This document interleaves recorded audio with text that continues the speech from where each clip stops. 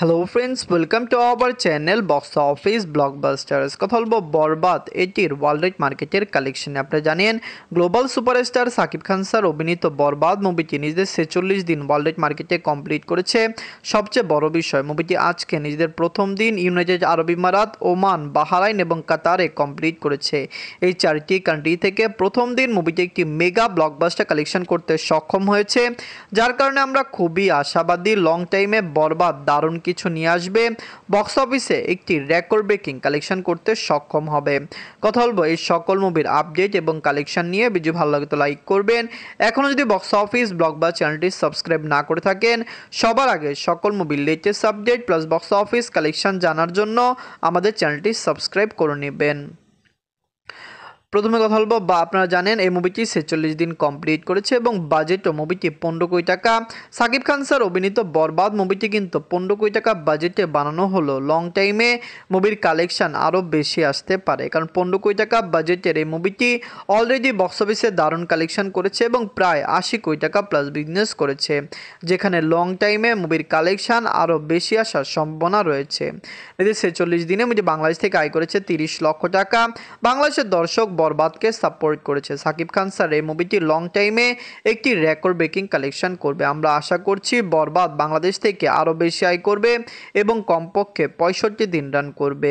এদের 28 দিনে movie USA market থেকে আয় করেছে 2 লক্ষ টাকা। ইউএসএ মার্কেটের দর্শক বরবাদকে সাপোর্ট করেছে এবং ইউএসএ মার্কেটে মুভিটি 50 দিন রান করতে পারে, যার কারণে সেখান থেকে মুভির কালেকশন আরও বেটার আসার সম্ভাবনা রয়েছে। এদের 20 দিনে মুভি অস্ট্রেলিয়া মার্কেট থেকে আয় করেছে 2 লক্ষ টাকা। অস্ট্রেলিয়াতে মুভিটি লং টাইম রান করছে এবং আমরা আশা করছি অস্ট্রেলিয়ান মার্কেটে মুভিটি ডে বাই ডে ভালো কালেকশন করবে। অবশ্যই অস্ট্রেলিয়ান মার্কেটের দর্শক এটিকে লং টাইম সাপোর্ট করবে এবং সেখান থেকে মুভিটি একটি রেকর্ড ব্রেকিং কালেকশন করতে সক্ষম হবে।